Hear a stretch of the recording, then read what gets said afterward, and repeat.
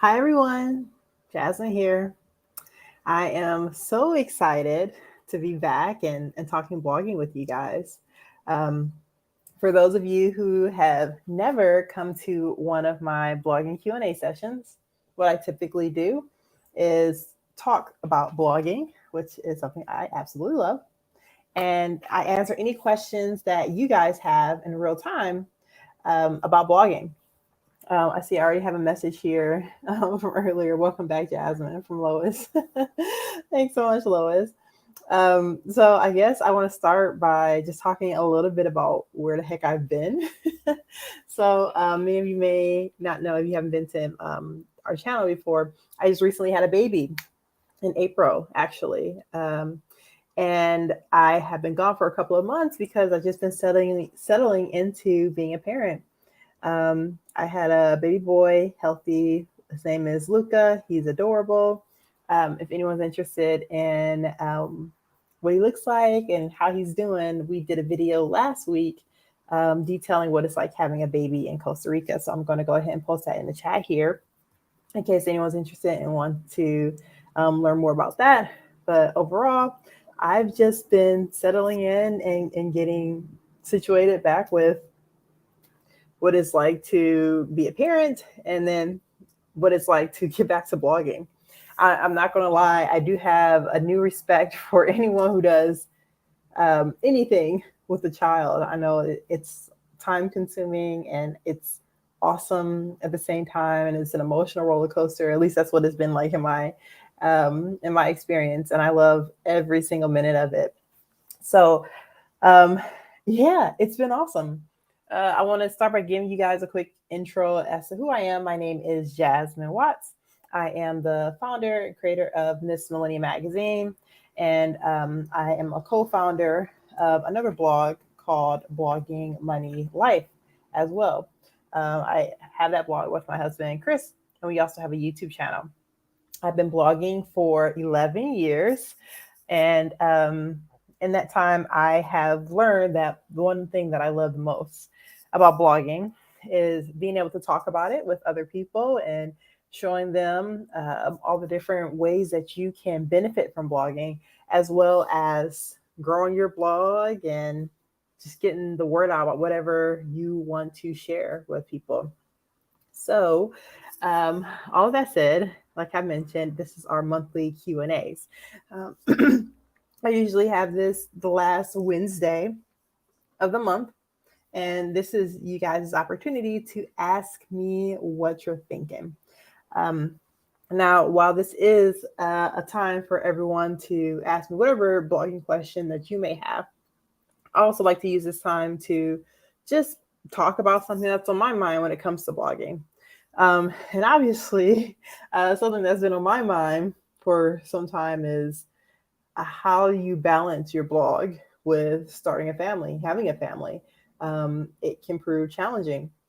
So I can tell you guys what my experience has been like as a new mom and how I am figuring out my plan on how to still blog and also be a good parent for Luca, my baby. I see Janice is here. Hola, hi, thanks for coming. So I see that you guys are all trickling in here.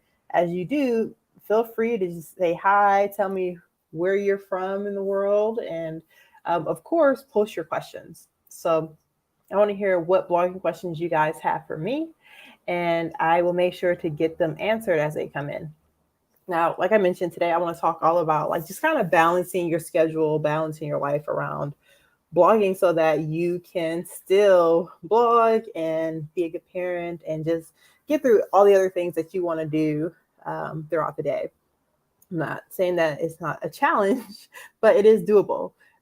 Even though I have been gone for the last 2 months, I can tell you guys that I have not stopped blogging. I've definitely been active behind the scenes, working on some really cool things on Blogging Money Life. That should be headed you guys' way soon. So expect some new and exciting things with the blog. And it's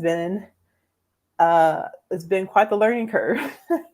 Just figuring out how to balance um, parenting with blogging.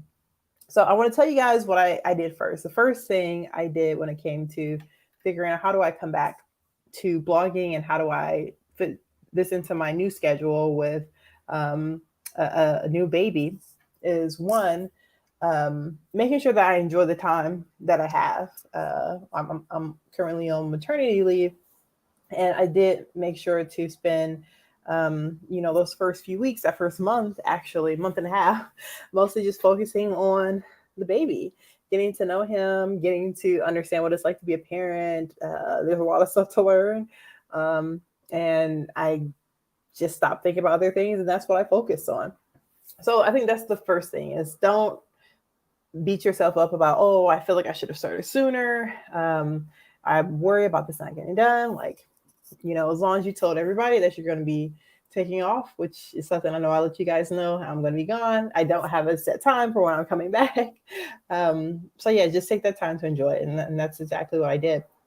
The next step I would say is figuring out help, right? Figuring out what the new normal looks like. And for me, that meant I needed to have some support systems. So I know that looks different for everybody. Sometimes that means relying more on family members to help out so that you can get a breather to work on blogging stuff, or just take a nap, take a shower, whatever it is, whether that be your significant other, or you have a grandparent that can help, or an aunt or uncle, anything like that. I think the more help that you can get, the better. I can't speak highly enough about how much support I had with having Luca. Now, I currently live in Costa Rica, if for you guys who don't know, and I've been here for almost a year now, and that means that I'm a lot further away from a lot of my family members. So when I knew that the baby was coming, I had put a rotation together for my siblings and my mom to come and visit, so that there's no overlap and we can get some help, on, even if it's in little spurts. All that was very, very helpful for us. And then, of course, I have a significant other who's very much my partner and helps me when it comes to everything blogging, cleaning, cooking, taking care of a new baby. So that has been incredibly helpful too. And then, I mean, we live in a community with other expats too. A few who have actually given birth in the country that they weren't born in. So they have a really good understanding of what it's like to have a baby in a foreign country, and really stepped up to help us out as far as like just being supportive. I know that I have a neighbor who brought us meals, which was just so sweet.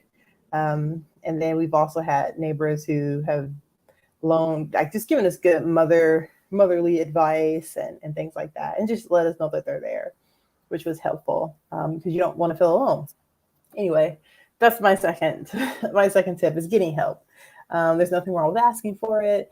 And if there's a way for you to get even more help than that, whether that be like maybe getting a babysitter of some kind, or a nanny, which is also something that we did. We hired a nanny to help us out throughout the day so we can get more things done throughout the day. When I say getting other things done, it's more than just blogging. It's, cooking and cleaning, or just finally taking care of some paperwork for something that we haven't done yet. So yeah, I think help makes a huge difference. It's necessary. And then my next tip would be kind of in those same lines as far as like getting help, is getting a schedule together. So I understand that even if you do get help, it could be limited, or maybe you can't get as much help as you would have liked. Then the next step is to get organized, right? So putting some type of schedule together, I think, is something that is very, very helpful. Something that I did is I finally whipped out my old agenda again. It's nice having one where you can write in it. I know for some people you rather have a digital one, whatever that may be, but writing down a schedule for yourself, whether that be on Mondays, this is the thing that I'm going to accomplish on my blog. Tuesdays, this is the thing I'm going to accomplish on my blog. That makes all the difference, because I can't tell you how many days I'll go where I feed Luca and then I'm lightheaded and I'm thinking like, okay, there was something I was going to do. And then I go to like wash the dishes or something. And I'm like, oh yeah, I was going to work on my blog.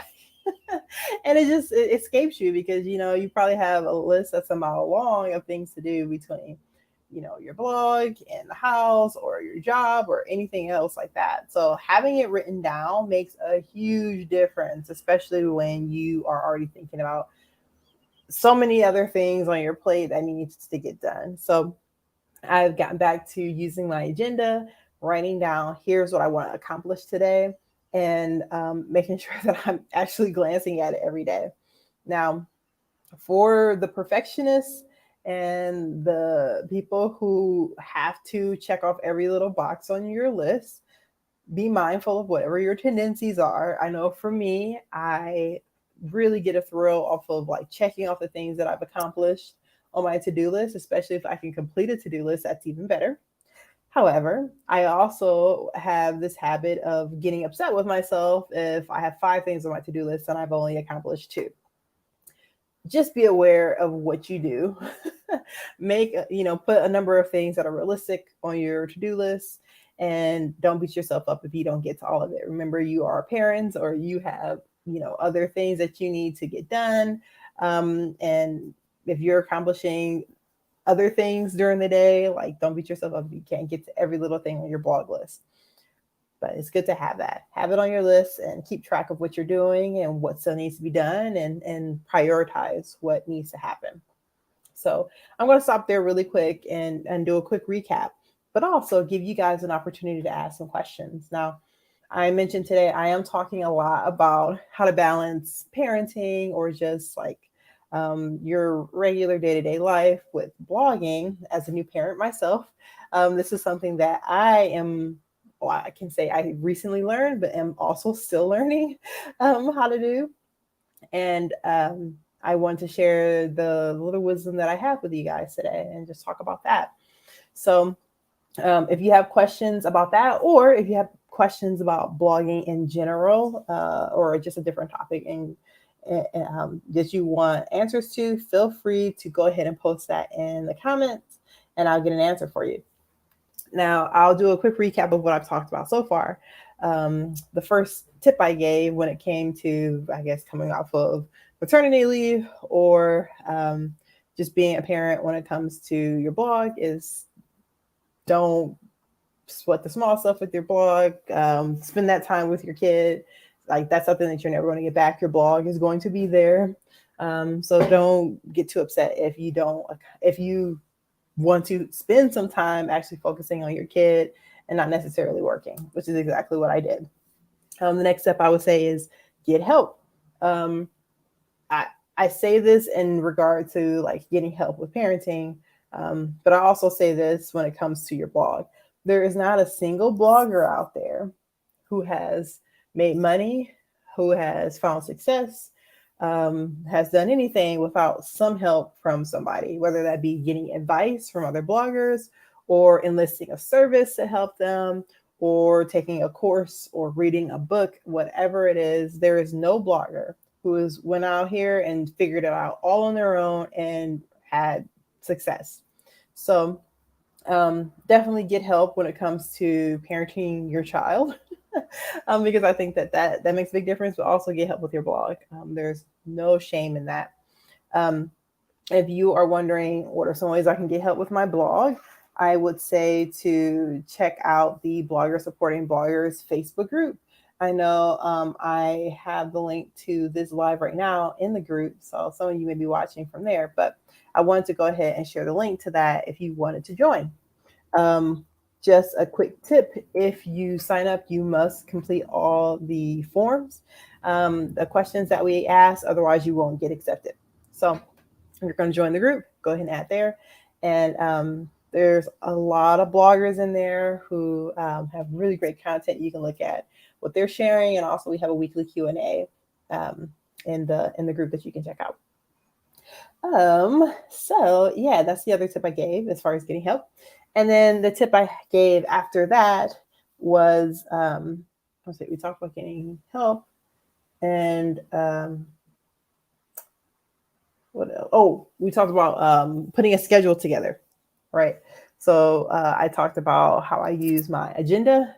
I make a to-do list for myself every day, and it's even better to put a blog schedule together for yourself. So say Mondays, I'm going to work on this thing. Tuesdays, I'm going to work on this thing, and just kind of go from there. And then that way, you can always go back to it and keep track of what you did for that week or that month, and still prioritize what you need to prioritize. So that's everything that we talked about so far, as far as ways that you can get organized and still be able to blog, even with a baby or just a kid, a family. I see that we got a question in. So I am going to jump to that. And you guys, if you have questions for me, go ahead and post them in the comments and I'll be happy to get an answer to you. All right. So this question is from Janice. How do you know when you're ready to and need to hire help for your blog, like a blog manager? Oh, wow. Okay. So this is a good question. And I remember when I found out about blog managers, I was like, what is this an actual thing? And a blog manager is pretty much someone who runs your blog, like they're you. They are paying attention to your social media. They're making sure that content is being published. They are reviewing things that can be updated, finding ways to grow your blog, finding ways to bring in income. Like they're awesome.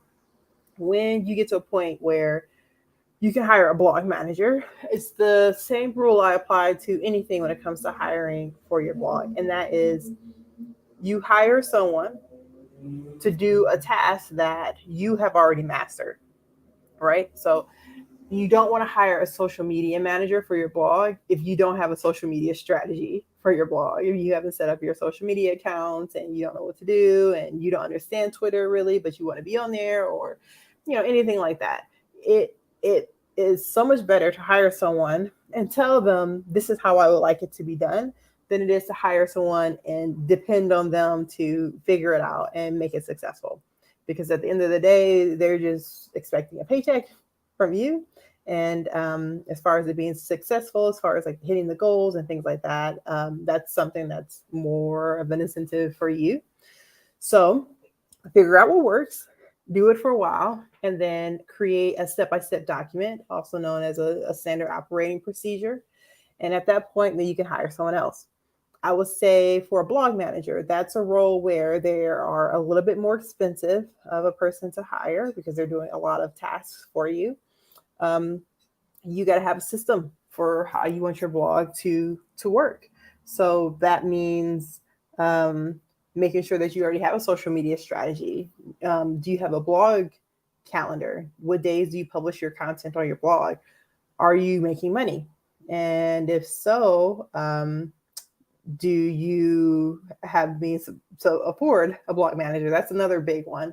And then I think one big thing, this is another thing I keep in mind when it comes to hiring. Can they pay for themselves?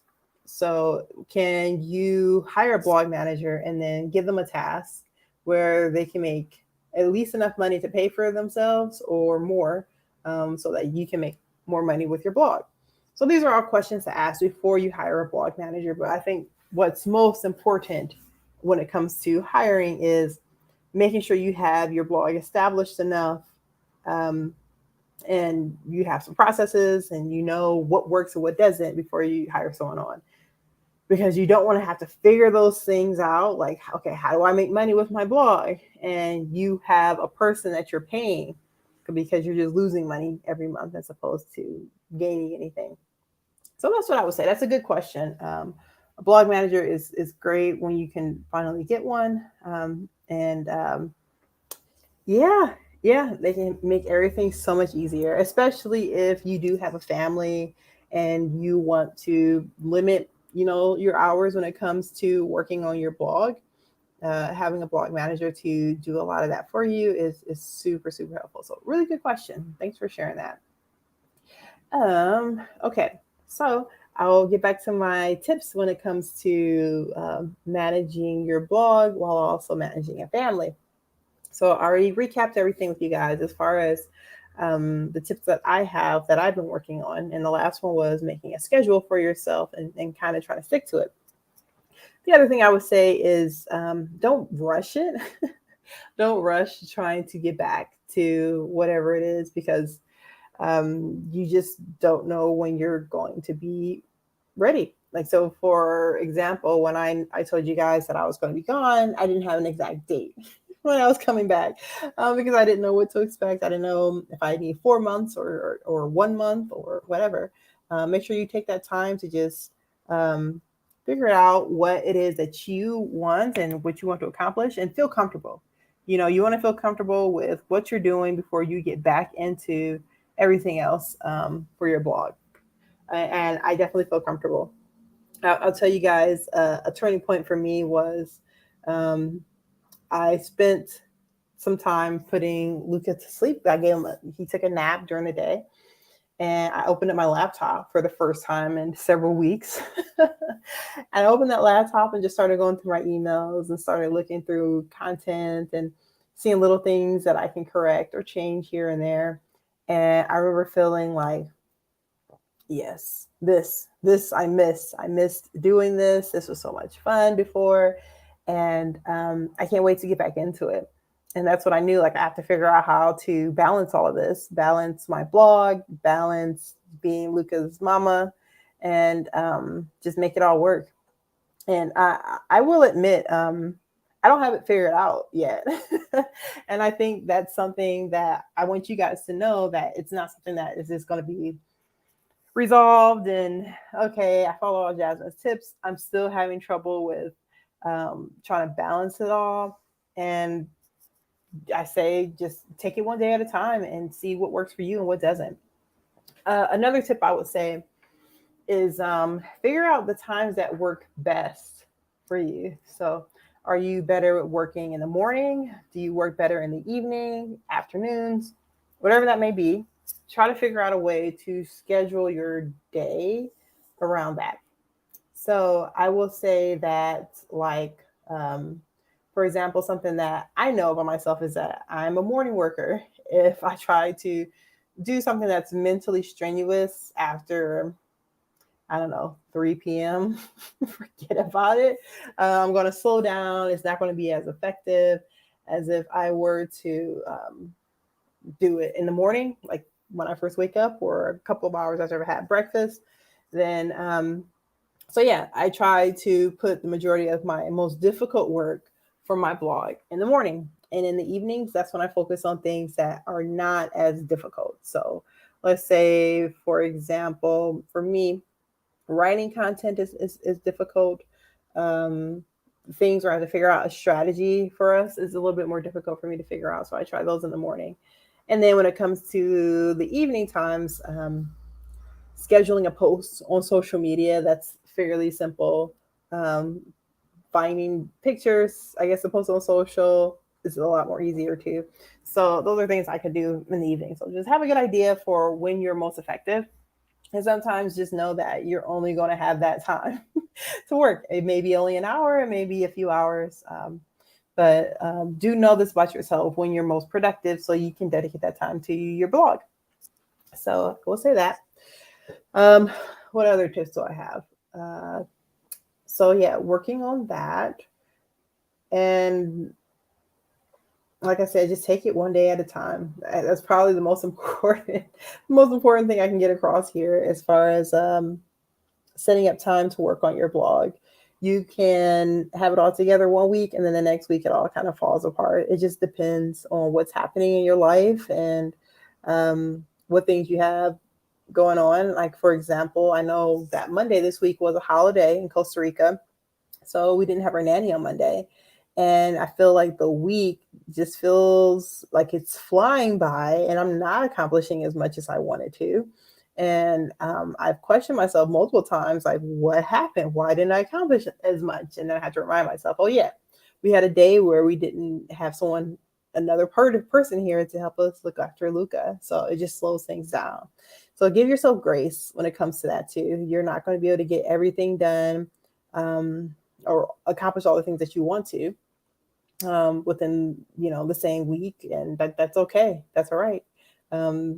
What's most important, I will say, is figuring out a schedule that works for you. And a lot of times that means that you have to do a lot of trial and error. you can put together a beautiful calendar saying, okay, I'm going to stick to this on Mondays, and on Wednesdays, I'm going to do this thing, and Thursdays, I'm going to do this.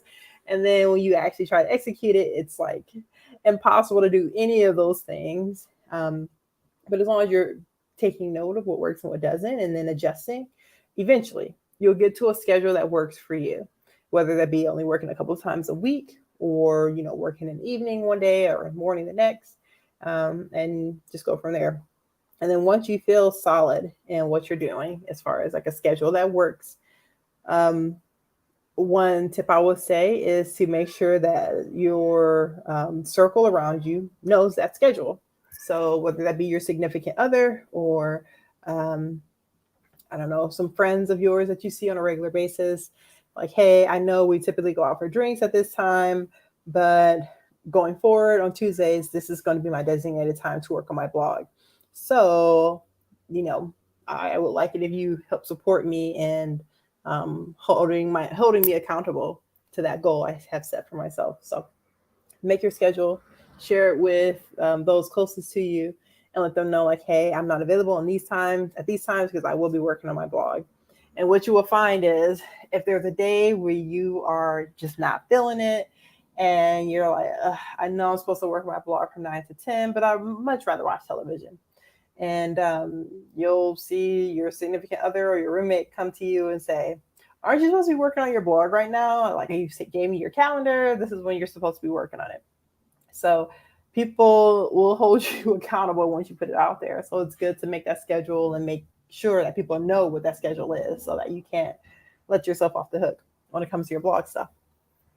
And honestly, guys, like, that's it. That's all I got as far as like putting together a schedule with a family.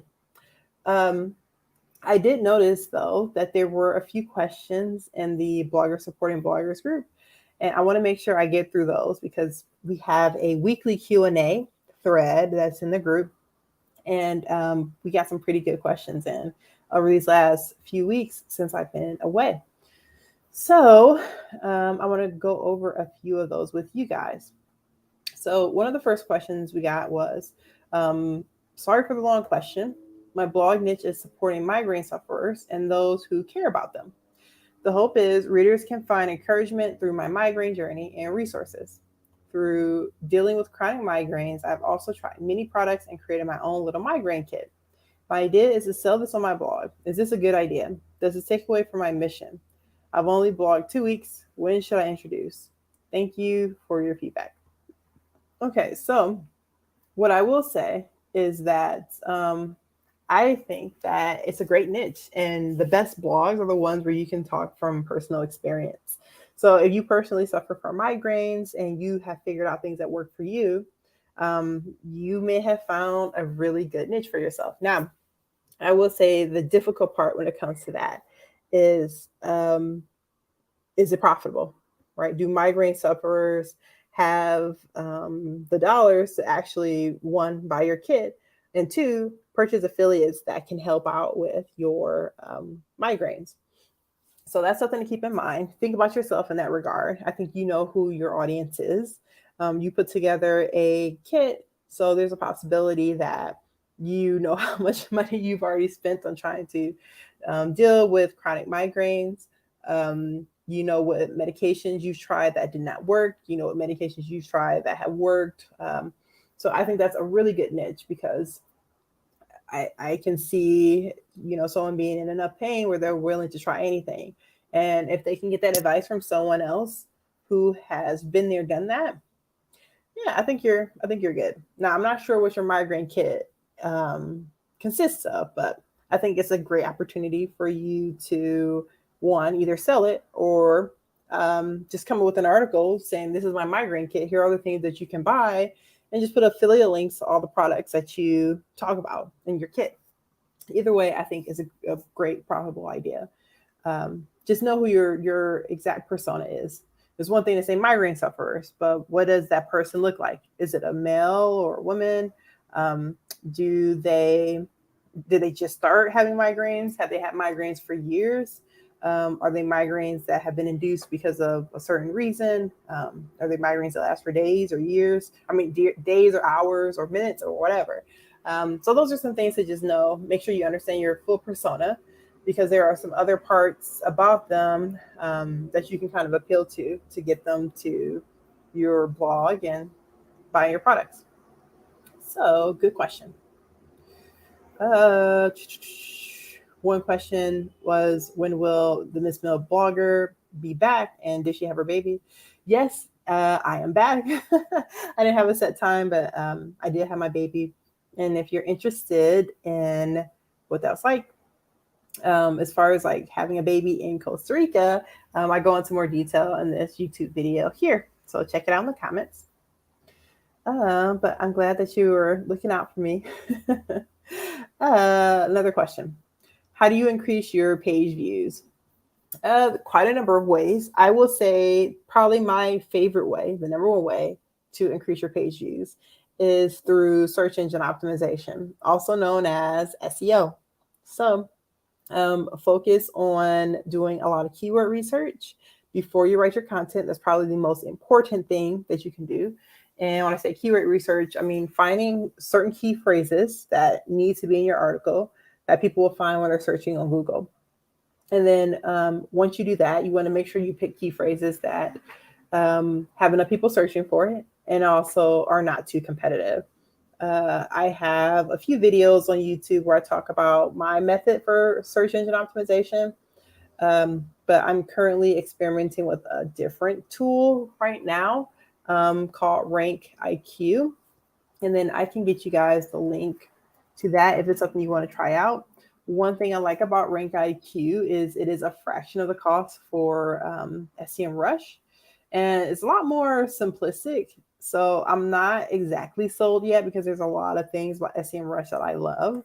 Like, for example, being able to do a site audit on your website, which is something Rank IQ cannot do. But if it can help me with writing great content about my specific niche, and I don't have to do as much work to find the keywords, and it costs a fraction of the cost, I'm considering making a switch. So I will give you guys the link to that, so that you can check it out. But so far, so good. Like I said, not set one way or the other. Where is it now? rankiq.io. Boop. Here we go. There is a link to it. All right. I have another question from Janice. If I wanted to start a blog, how many hours a week do you think I should plan to spend on it in order to be successful? Oh, that's a hard question to answer. And the reason for that is because it's different for everybody. If you want a blog to be successful, you need to write more content. So the bare minimum is one article per week on your blog. And if you want it to grow faster, more than that. But the trick is you have to be able to be consistent with whatever you decide to go. So you want to do 3 articles a week. You can't do 3 articles a week for a month and then fall off, because then that doesn't look great to Google for you to rank higher.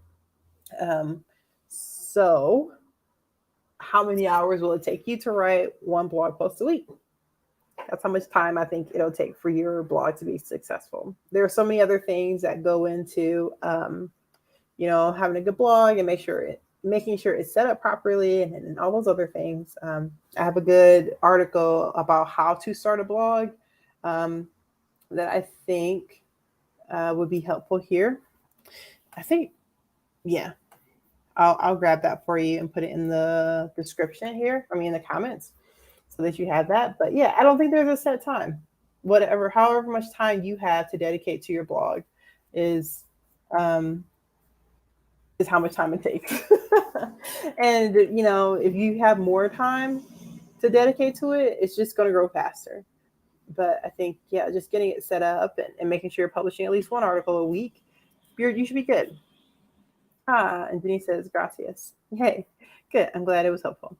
I just gave you a link to that article about how to start a blog. So hopefully that helps. And then I have someone who says, hola, Jasmine, elbow call. Hi. Thanks for joining. I'm glad to see that y'all are here. All right. So I think I had one more question in the Q&A thread for bloggers supporting bloggers. And it's how do I gain more active followers? Huh, interesting. So how do I gain more active followers? I will say the answer to that is you have to know who you're targeting and know what's going to get them to engage. So I'll tell you, I gave the advice as far as making sure you understand who your persona is. For me, like I like to talk about blogging, but I target a specific kind of blogger, one who already has a blog, first of all, one who has been trying things and they're not working. They may have made a little bit of money, but they haven't figured out how to make it consistent. If they've made any money at all, and they feel like they're spinning their wheels. They're putting in the time, they're putting in the effort, but it doesn't feel like they're putting it into the right things. And that is why they're not making money. They're at a point where they are even considering getting rid of their blog. And that's when they find me. So, right. One person can say, oh, she targets bloggers, but not necessarily. I am focusing on a specific kind of blogger when it comes to a lot of this stuff. So if you know who you're targeting, then it's easier to engage them. And the reason why I target that specific blogger is because that's me. That's who I was at one point, years ago now.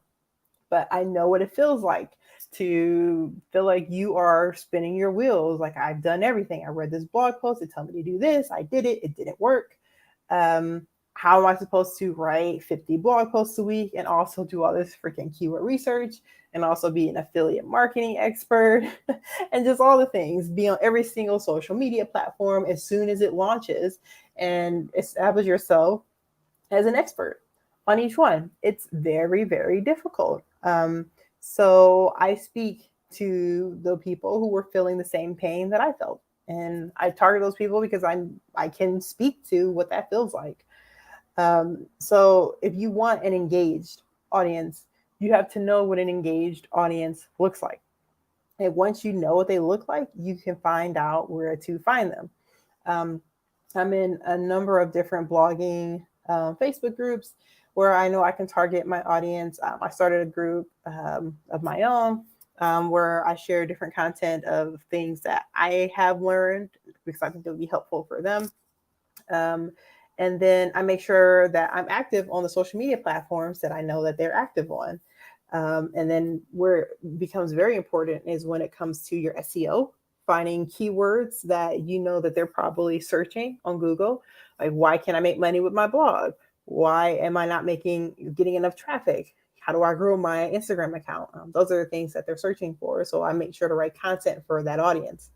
And I don't know about you, but for most of the blogs that I find myself on, it's not because I'm subscribed to them. It's not because I love this person that much. I found my way to their blog because I searched for something on Google and the blog post spoke to me like, oh, wow, this person sounds a lot like me. Let me read another blog post of theirs. Wow, that's a really good blog post again. I'm gonna read another one. I was always wondering how to do this. Let me read another blog post. And it just kind of goes down this rabbit hole. And at that point I say, who is this person? Let me look them up. Oh, they are awesome. They're just like me. This is something that I actually need. I'm going to subscribe and learn more about their content when it comes out. And that's it. That's how it goes when it comes to me finding bloggers or blogs that I enjoy because they have a track record of sharing a lot of content that appeals to me. And that's what you want to keep in mind. For these same blogs, and I would say YouTube channels too, I love it when they have something new come out. I'm the first one in there commenting or liking something or sharing something. And it feels like the content they're creating is specifically for me. And that's the content that you want to create for that person that you're thinking of. And that's how you get them to engage because your content is engaging to them. So that's my advice. Long story short, how do I gain more active followers, ones who are actually going to engage and do the things I want them to do, like buy my products and click on things and share things? Make sure your content appeals specifically to them. Now, if you're not sure who your persona is, who the audience is that you're specifically targeting, I would say to ask them, do you have an email list? Send out a survey and ask them some basic questions like, how old are you? What type of content are you looking that will help you with X, whatever your niche is, right? Ask them, how much money do they make? Do they have kids? Where in the world are they? Those are all some things that's good for you to know.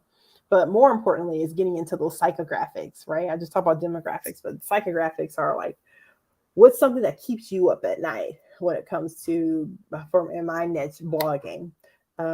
What's the one thing that you wish that you had more of when it came to working on your blog, or just different questions like that? Go into some of these Facebook groups that are related to your niche and ask questions there, do polls. Um, and then, ask your friends too, if you feel like they are your niche. Find people who you think fit into a niche or to a category of yours and start asking questions to figure out who they are.